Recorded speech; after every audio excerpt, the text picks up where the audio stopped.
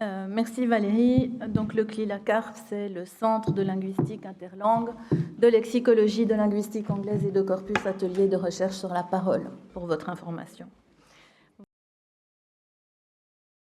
Donc, on a un programme chargé parce que je voulais vous parler un tout petit peu, un rappel sur la variation terminologique, puis la traduction spécialisée, puis la traduction automatique neuronale et l'IA générative, le traitement de la terminologie dans ces systèmes et éventuellement une piste possible. Alors, la variation, c'est un phénomène qui traverse toutes les langues et qui est un objet d'étude en linguistique depuis très longtemps. Et pour petit exercice, pour la fin de cette présentation, retrouver à quelle variante du français appartiennent ces différentes variations de l'expression envoyée au diable. Il n'est donc pas étonnant de retrouver la variation en terminologie. Alors, en terminologie, on distingue entre la variation dénominative qui affecte la forme et la variation conceptuelle qui touche au sens. La variation dénominative consiste donc en la présence de plusieurs termes différents pour désigner un même concept dans un domaine spécialisé. Elle est souvent liée à la synonymie et considérée comme un signe de néonymie. Elle se caractérise par une instabilité formelle, morphologique, graphique, phonétique et se produit dans les structures lexicales. Elle est bien installée, bien documentée aujourd'hui, notamment dans le cadre de la néologie où l'émergence et la disparition des termes s'accompagnent souvent d'un foisonnement terminologique et de variations synonymiques. Elle a donné lieu à diverses typologies de la variation. Et puis, elle est aussi liée à des facteurs tels que les besoins communicatifs, les évolutions conceptuelles, les préférences des utilisateurs. Et c'est notamment Freixa qui, en 2006, a proposé une typologie des différents facteurs de variation. Alors, je me suis basée sur cette typologie et puis j'ai ajouté les autres facteurs qui donnent lieu à d'autres types de variations, comme vous le voyez. Je ne vais pas m'attarder dessus, mais vous voyez bien que la variation est due à tout un ensemble de facteurs. Je voudrais juste revenir sur la question de la variation diachronique, la néologie, parce qu'on fait la distinction entre différentes langues, entre la néologie primaire et secondaire, comme Zager l'a appelé, ou d'origine et de transfert, comme les appelait Rondeau. Et comme John Humbley l'a souligné, ça multiplie les variations, le passage d'une langue à l'autre. Et aussi, il faut noter, comme John l'a fait aussi, que le passage d'une langue à l'autre, de la néologie d'origine à la néologie de transfert, fait aussi l'objet d'une typologie de ce passage qu'on va retrouver dans les questions de variation. Donc c'est un phénomène foisonnant. En ce qui concerne la variation dénominative, donc on a une typologie de cette variation qui peut être graphique, et je vous ai donné quelques exemples, morphosyntaxique, par réduction, qui d'ailleurs ici se combine avec une variation graphique, par expansion, l'ajout d'un terme qui est parfois superflu. On a aussi la variation lexicale, et ce qui est intéressant, c'est que tous ces types de variations se combinent entre eux pour donner des termes complexes, très complexes. La variation conceptuelle, quant à elle, est le fait que différentes communautés de pratiques ou différentes situations d'usage aboutissent à des interprétations distinctes d'un même concept, engendrant ainsi des termes différents, donc se reflétant dans les dénominations, ou des définitions divergentes pour un même terme, en fonction, par exemple, du contexte disciplinaire ou de l'évolution des connaissances dans un domaine donné. Il est intéressant de se pencher sur les motivations de la variation chez les experts, car si les experts sont conscients de la variation qu'ils mettent en œuvre pour des raisons stylistiques, ils ne sont pas conscients et refusent de reconnaître d'ailleurs qu'ils peuvent varier pour des raisons cognitives. À cela, il faut ajouter des raisons matérielles, aujourd'hui notamment dans les articles scientifiques, dans les domaines spécialisés, qui sont liées à la limite du nombre de mots, ce qui donne lieu à une prolifération des sigles et abréviations. Si vous prenez traduction automatique neuronale 3 mots, TAN, un seul mot. Voilà. Enfin, la variation est une source d'incertitude d'abord chez les chercheurs, comme l'a souligné François Gaudin il y a un certain nombre d'années, mais aussi chez les traducteurs et les rédacteurs non spécialistes, et puis en entreprise, notamment lors des fusions-acquisitions. Alors, que se passe-t-il en traduction spécialisée? On a de nombreuses études sur la question des termes et de leur traduction dans les domaines spécialisés. Et ce que soulignent certains chercheurs, c'est que les bases de données terminologiques multilingues fournissent des informations insuffisantes sur la variation et sur les termes complexes. D'autres chercheurs, comme les collègues de Grenade, proposent justement d'étoffer les termes complexes et leurs variations dans les bases de données multilingues. Alors, prenons la question des termes simples ou complexes, mais surtout la question des termes complexes. En terminologie, quand on parle d'équivalence, en fait, on parle d'une équivalence directe, c'est-à-dire qu'à un terme dans une langue source correspond un terme dans une langue cible. Mais quand on examine cette question du point de vue de la traduction, on a des équivalences qui peuvent être terminologiques, mais aussi fonctionnelles, qui tiennent compte du contexte de la phrase ou du paragraphe ou même du texte. Donc c'est un contexte qui est lié au contenu et lié au contexte linguistique. Donc l'équivalence terminologique n'est pas forcément égale à l'équivalence traductologique. Prenons par exemple le terme creep en sciences de la Terre dans le grand dictionnaire terminologique. Donc en anglais, ce terme signifie en gros une déformation lente, et le grand dictionnaire terminologique nous donne deux équivalences terminologiques, le fluage et la reptation, qui sont attestés depuis longtemps et donc qui ne sont plus liés à un phénomène de néologie. Ce sont vraiment des variantes. Mais si on examine l'équivalent de creep dans un corpus de sciences de la Terre en français, donc à Paris-Cité, nous avons un gros corpus comparable de sciences de la Terre en anglais et en français, on constate que non seulement on utilise fluage et reptation, mais aussi solifluxion, cryoreptation, creep et creeping. Et en fait, l'emploi de ces différentes variantes dépend du contexte spécialisé du domaine. C'est-à-dire que reptation, solifluxion et cryoreptation s'utilisent plutôt en glaciologie et pédologie, fluage plutôt en tectonique des plaques, en volcanologie ou tout ce qui concerne la sténosphère, mais on trouve aussi des équivalences qui ne sont pas des termes, par exemple par déformation asismique lente et irréversible. Et puis les variantes fluage et reptation ne peuvent pas s'employer pour produire de nouveaux termes complexes dans les différents sous-domaines. On a fluage par dislocation, mais pas reptation par dislocation. Donc, ils ne sont pas complètement synonymiques. Alors, on peut approcher la question de la variation terminologique en traduction par les variantes terminologiques, justement. C'est ce qu'ont fait nos collègues Leonard House et Cabezas Garcias, qui travaillent sur ce qu'elles appellent les multi-word units, c'est-à-dire les termes complexes et leurs variantes en anglais et en français dans le domaine de l'environnement. Elles constatent qu'il y a une grande variété de solutions possibles dans la traduction, dont certaines sont plus adéquates que d'autres pour chaque contexte. Voilà, ça c'est la règle générale pour les variantes terminologiques en traduction spécialisée. Elle recherche les termes spécialisés d'intérêt général autour du concept de pollution. Alors, par exemple, si on cherche à voir quels sont les termes autour de ozone et le concept de pollution, elles ont recherché les différentes variantes en anglais qui comportaient le nom tête ozone, puis recherchent des équivalents et des variantes en espagnol.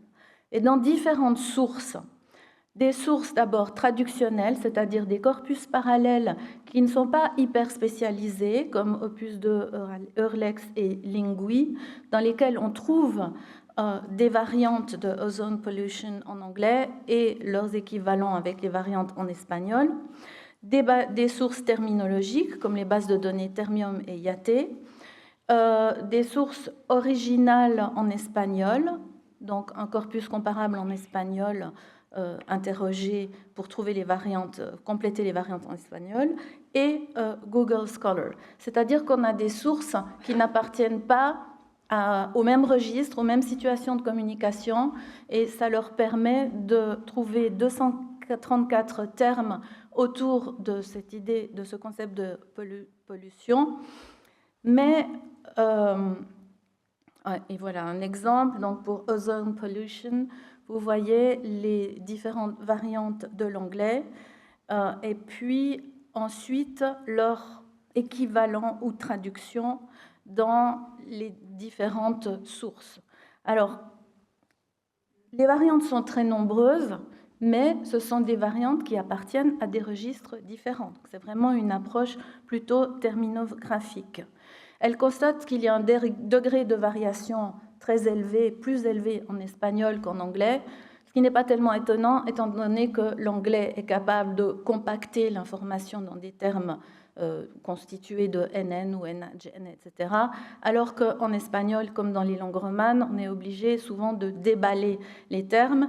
On a vu quand même hier en français que les structures compactées existent, avec la soupape pressurisateur, voilà, c'était ça. Et puis ça a été décrit en français dans la langue générale par Pierre Arnaud il y a longtemps aussi. Donc, elles élaborent à partir de là une typologie de stratégie de traduction, mais orientée terminologie, stratégies qui peuvent d'ailleurs générer ou non des erreurs. Donc, parmi les variantes qu'elles ont relevées, il y a des erreurs. Mais cette typologie, voilà, ressemble à ça, enfin, c'est la typologie, mais vous voyez qu'en fait, ces typologies reflètent aussi les typologies de la formation néologique. Et finalement, on verra qu'il n'y a pas de miracle, on ne peut pas faire n'importe quoi avec la langue, et on retrouve à peu près toujours les mêmes stratégies. Alors, on peut aussi prendre la question de la traduction de la variation terminologique avec des termes simples ou complexes par un autre bout, c'est-à-dire la traduction des groupes nominaux complexes dans les langues de spécialité, qui, eux, englobent des termes, mais qui donnent déjà un contexte qui complexifie la situation et qui peut faire varier la traduction des termes. Il y a de nombreuses recherches sur les groupes nominaux complexes, mais pas beaucoup en traduction spécialisée. Or, ce sont des structures qui sont de plus en plus fréquentes en sciences et qui sont caractéristiques, par exemple, des articles scientifiques, comme l'ont montré de nombreux collègues. On peut relever le travail de François Magnier qui analyse les stratégies des traducteurs en anglais et en français lorsqu'il traite des groupes nominaux complexes, particulièrement en médecine. Il faut que j'avance. Je ne vais pas décrire ça, je vais juste vous dire qu'on peut aussi prendre cette question par le biais de la pédagogie de la traduction spécialisée. C'est ce que nous avons fait à Paris-Cité. Depuis longtemps, nous enseignons la traduction spécialisée par l'exploitation des corpus, et notamment des corpus comparables, parce qu'on sait que les bases de données terminologiques sont insuffisantes et que les traducteurs ne sont pas experts dans les domaines dans lesquels ils traduisent. Puis, nous avons évalué cet enseignement en créant des corpus d'apprenants de la traduction, c'est-à-dire en annotant les traductions de nos étudiants avec une typologie d'erreur. Et puis, les progrès technologiques arrivant, nous avons introduit la traduction automatique et sa post-édition, puis l'intelligence artificielle. Le tout dans les articles scientifiques en sciences de la Terre. Bon, alors, la typologie que nous utilisons, c'est la typologie mélange d'un projet européen qui a une vocation pédagogique pour évaluer la qualité des traductions des apprenants de la traduction. Comme la plupart des typologies aujourd'hui, elle consiste en une partie erreur de transfert de contenu, comme l'omission, l'ajout, la distorsion qui recouvre tout ce qui relève du faux sens, du contresens, qui modifie le sens de manière importante, et puis des erreurs de langue comme la syntaxe, les prépositions erronées, et bien sûr la terminologie et le lexique. Bon. Nous nous sommes intéressés tout d'abord, en analysant les corpus d'apprenants de la traduction, donc de nos étudiants, aux catégories syntaxiques sur lesquelles apparaissait le plus grand nombre d'erreurs. Et il n'est pas étonnant de constater qu'en fait, la catégorie syntaxique qui engendre le plus grand nombre d'erreurs, c'est la catégorie syntaxique non, dans les articles scientifiques, hein, je vous rappelle. Ce que vous avez sous les yeux, ces deux graphiques montrent à gauche les catégories syntaxiques, dont la catégorie non en kaki, des traductions qui ont été effectuées sans exploiter des corpus comparables. Et puis à droite, vous voyez que ça diminue parce que les étudiants ont exploité des corpus comparables. Juste pour vous dire que les corpus en traduction spécialisée, et on verra qu'avec la traduction automatique, c'est la même chose, sont indispensables. Ensuite, si on s'intéresse aux catégories d'erreurs, alors en rouge, en bleu, vous avez les traductions réalisées sans corpus, en rouge, les traductions avec corpus. Les deux catégories les plus fréquentes sont la distorsion, donc transfert de contenu erroné, et choix incorrect, lexique ou terminologie. Bon. Lorsque les étudiants exploitent le corpus, ils arrivent très bien à améliorer les choix incorrects, les termes traduits par non-termes, les collocations, mais pour la distorsion, ça ne change rien. Donc, nous sommes allés examiner ce qu'il y avait dans les erreurs de distorsion et avons constaté qu'environ 35% des erreurs portent sur des groupes nominaux complexes. Et nous avons donc ajouté une catégorie d'erreurs, groupes nominaux complexes, à la typologie. Et ensuite, voilà, donc quelques exemples de groupes nominaux complexes pour vous montrer pourquoi c'est important concernant la terminologie dans les domaines de spécialité. Vous voyez le premier groupe nominal dans lequel le nom modifieur volatile modifie à la fois abundances and fluxes. Donc, il y a factorisation du modifieur et ça pose des problèmes dans la traduction. Dans le deuxième, on a un terme complexe. Dans le troisième, on a un adjectif qui modifie un terme complexe. Dans le quatrième, deux termes complexes. Et dans le dernier, je ne sais pas si c'est un groupe nominal ou un terme complexe. D'ailleurs, si on examine la typologie de Cabezas Garcia et Leona House sur la variation terminologique, on peut parfois s'interroger parce qu'elles affirment que les termes complexes sont transparents. Or, moi, je pense, l'expérience montre que ça n'est pas toujours le cas, mais vraiment pas. Et puis parfois, elles appellent termes complexes comme nous, on appellerait plutôt groupe nominal complexe parce que il y a plusieurs dénominations dans le groupe nominal complexe. Mais bon. Alors, après avoir relevé tous les groupes nominaux complexes qui posaient des problèmes, nous avons élaboré une typologie d'erreurs sur les groupes nominaux complexes. Mais vous voyez, je ne vais pas entrer dans le détail, mais c'est quand même, finalement, on voit bien qu'on ne peut pas faire n'importe quoi.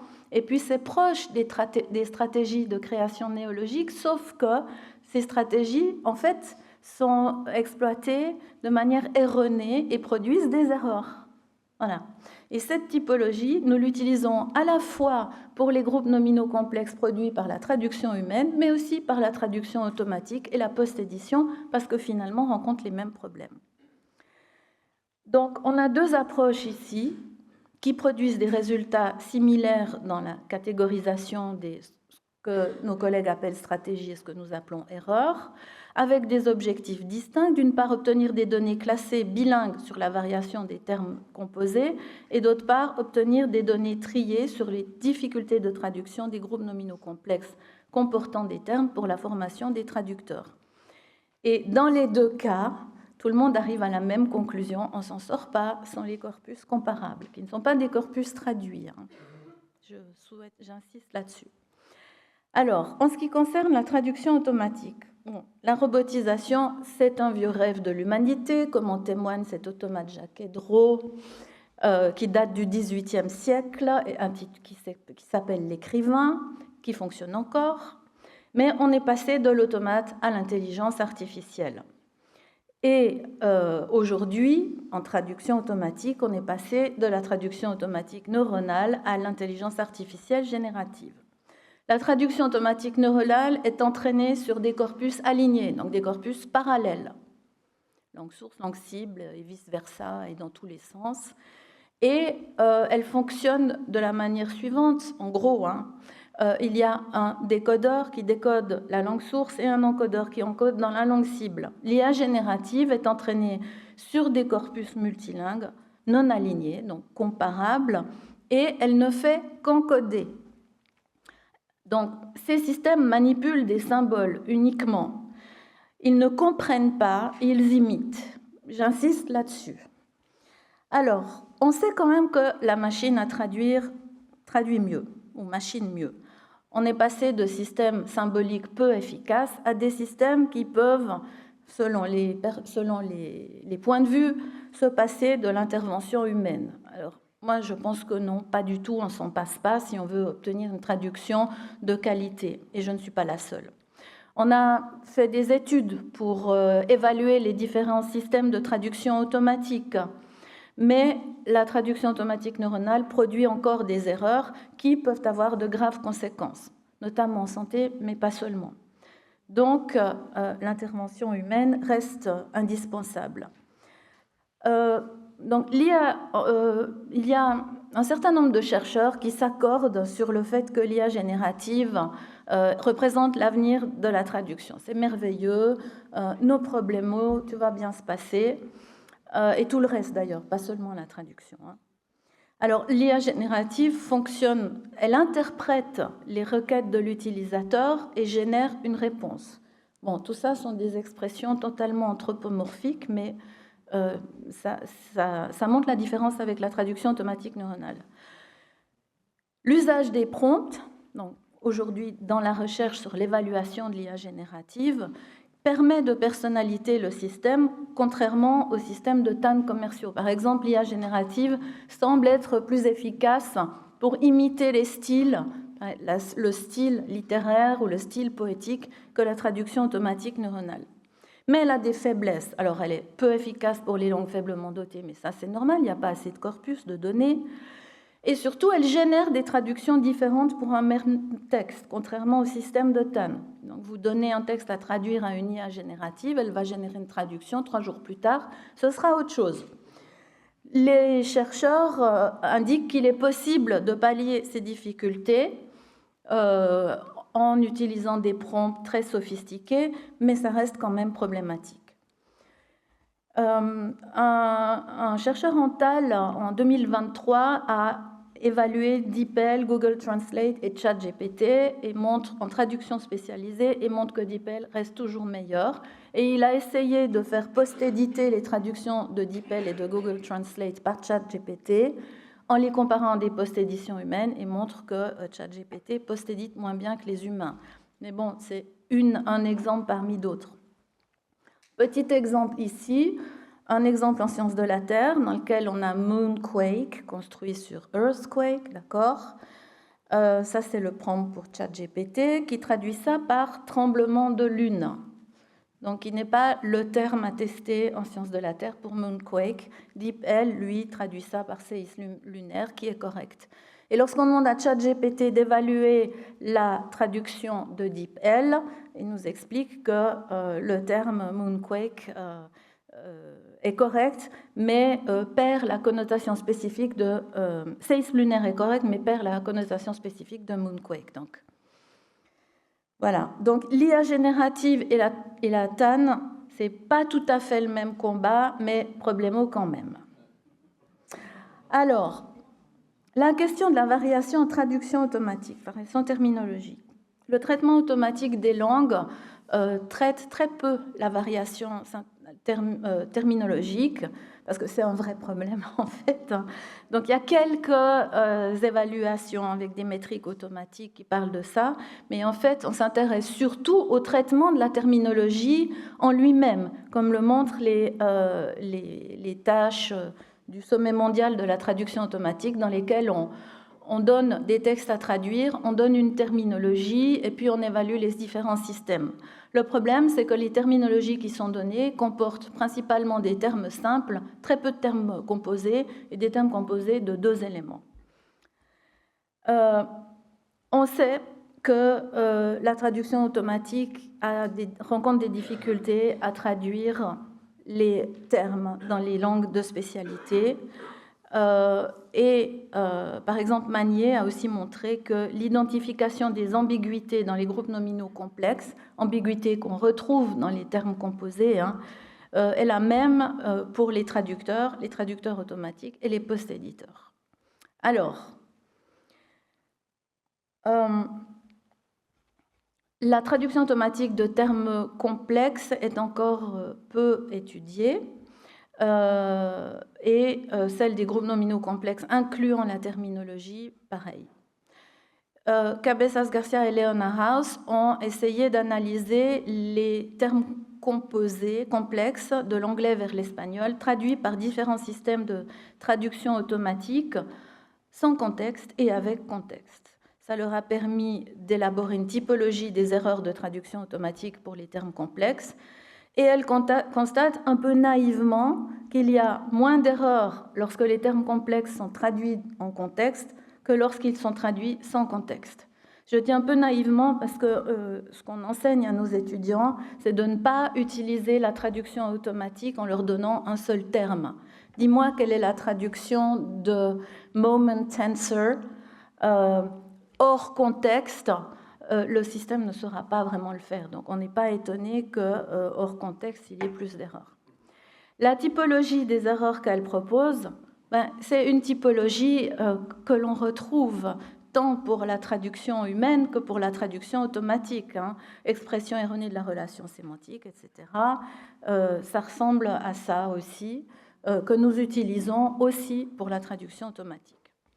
Alors, si nous nous sommes intéressés à la traduction automatique et à la post-édition des groupes nominaux complexes, ce qui fait que nous annotons à la fois la traduction automatique et la post-édition de la traduction automatique par les étudiants. Et quand je dis traduction automatique, ça peut être la TAN ou l'IA générative.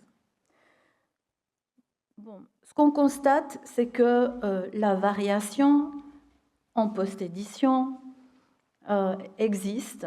Et on trouve ici Gravity Wave Oscillation, qui a été bien traduit par oscillation des ondes gravitationnelles en traduction automatique et qui a été corrigé par oscillation des ondes de gravité en post-édition.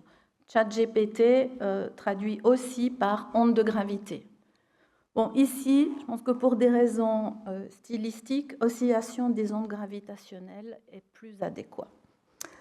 On trouve aussi des variations lexicales erronées. Par exemple, ici, average rate, qui a été bien traduit par DeepL, par rythme moyen, mal traduit par ChatGPT, taux moyen, et mal post-édité, avec une troisième possibilité, par l'étudiant.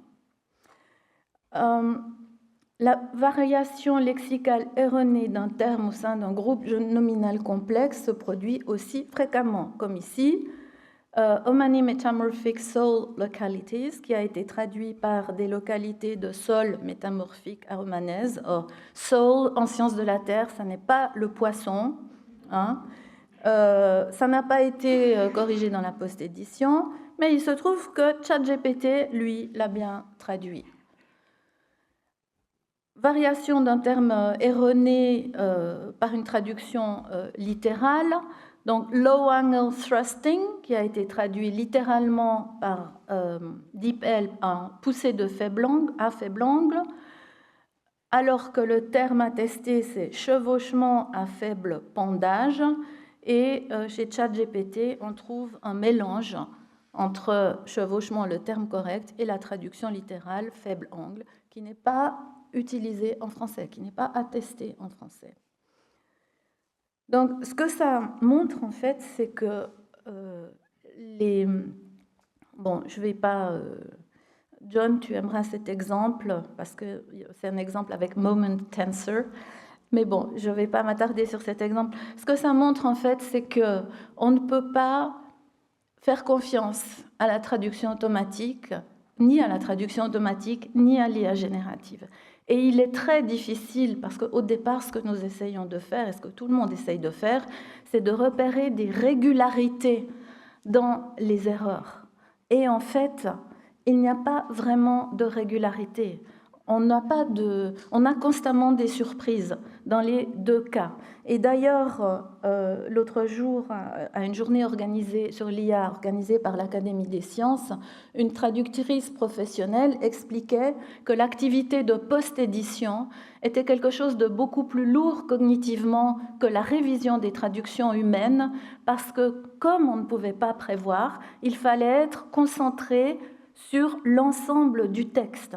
Il n'y avait pas de régularité dans les problèmes comme on peut les rencontrer chez les humains.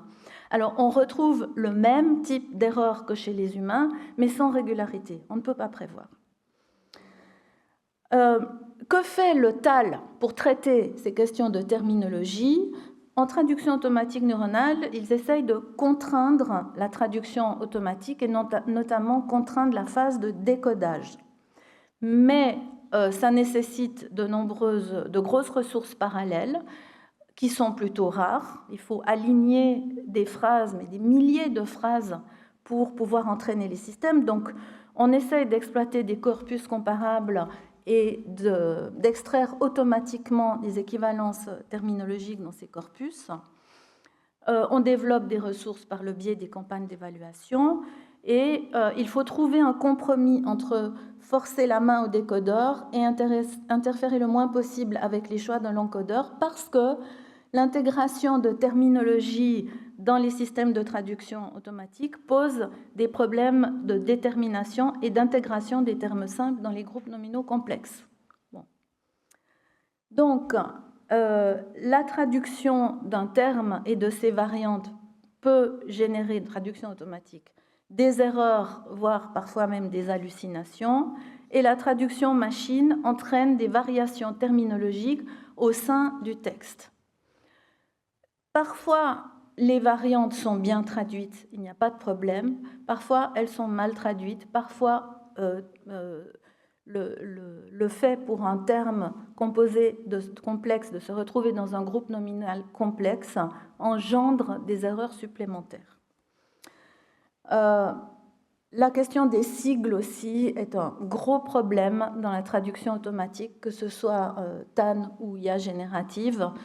Là, je prends un exemple extrait d'une thèse qui va bientôt être soutenue chez nous, Maud Bénard, qui a travaillé sur la variation des termes dans la traduction automatique dans le contexte des groupes nominaux complexes, et qui montre que, par exemple, ici, si les systèmes arrivent à traiter empty systems en les traduisant correctement par système de TA,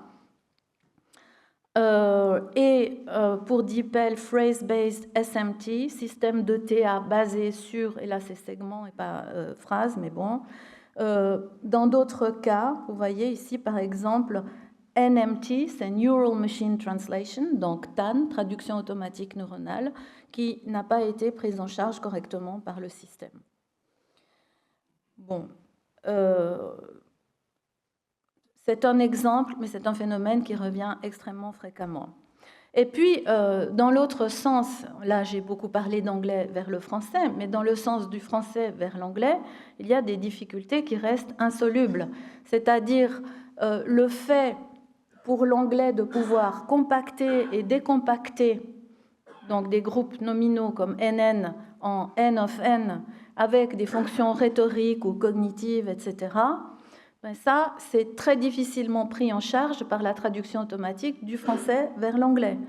Ici, on a le groupe retrait des avions bruyants en français qui devrait être traduit dans sa première occurrence par un terme compacté, Aircraft Withdrawal Programs, et dans sa deuxième occurrence par Withdrawal of Aircraft. Mais en fait, que ce soit la TAN ou l'IA générative, ils ont beaucoup de mal à traiter ce genre de choses.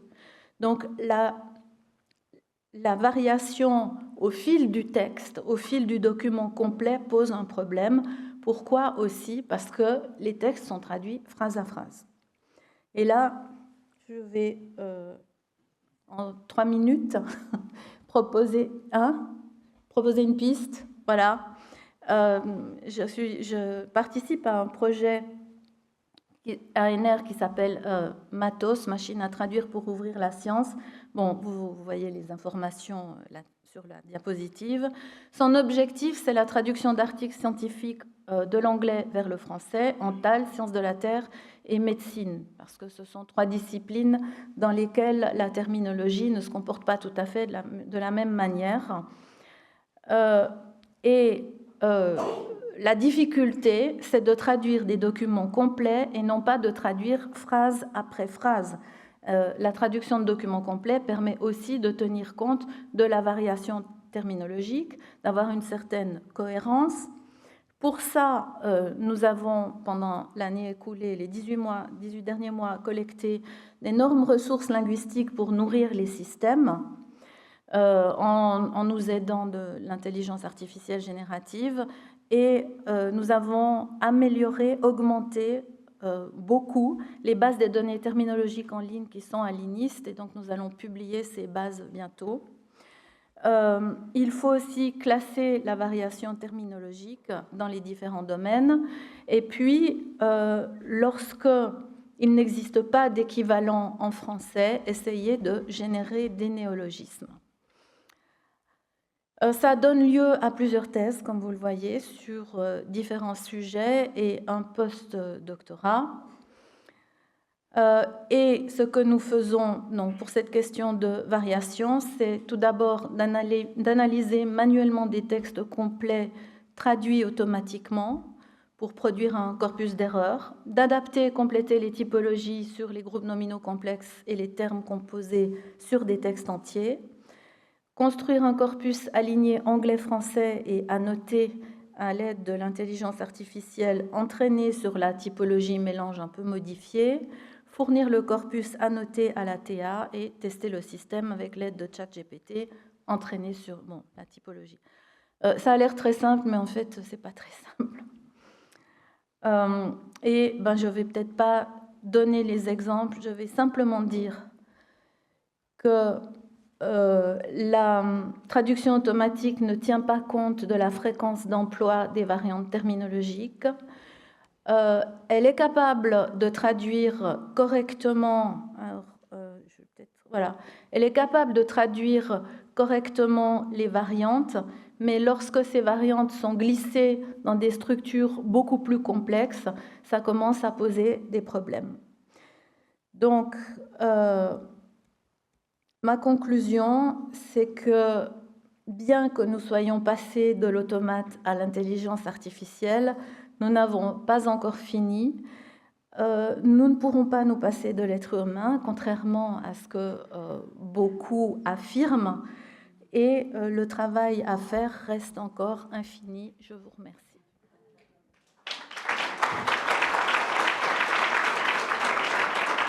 Ça, c'est la réponse au petit test du début.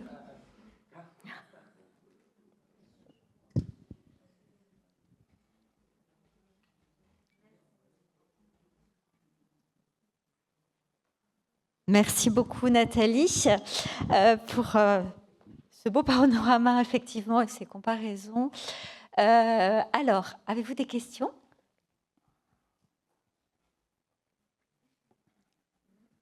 Aucune question ? Ah, une question. 2 questions. Comme il y en a 2 points sur cette. Voilà. Merci bien pour cette conférence. En fait, on entend 2 discours. Donc, récemment, j'ai suivi la présentation d'une conférence animée par Stéphane Amarcé, spécialiste en solutions avec l'IA. Et lui, il a écarté explicitement le terme erreur dans la traduction assistée par l'intelligence artificielle. Alors que dans votre présentation, on voit très bien. Parce que lui, son argument, il est le suivant.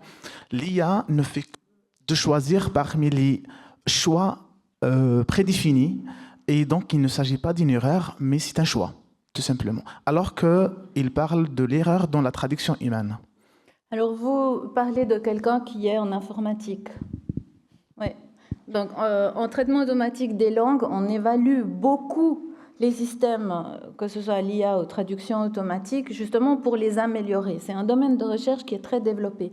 Mais on les évalue avec des métriques automatiques qui ne permettent pas de savoir, lorsqu'on dit qu'il y a 57, que la qualité est à 60%, par exemple, ça ne permet pas de savoir quels sont les problèmes sur les 40% restants. Et ce qu'est en train de faire le traitement automatique des langues, et c'est ce qu'on fait dans Matos, par exemple, c'est d'essayer de créer des métriques automatiques, mais qui s'appuient sur l'évaluation humaine de la traduction.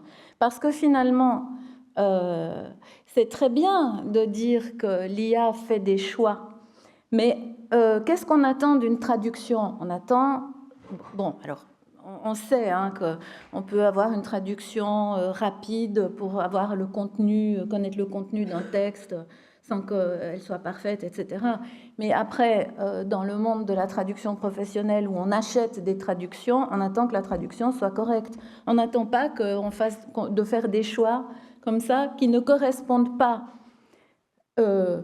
au genre textuel, qui ne correspondent pas à la demande du donneur d'ordre, qui ne correspondent pas au public qui va lire la traduction.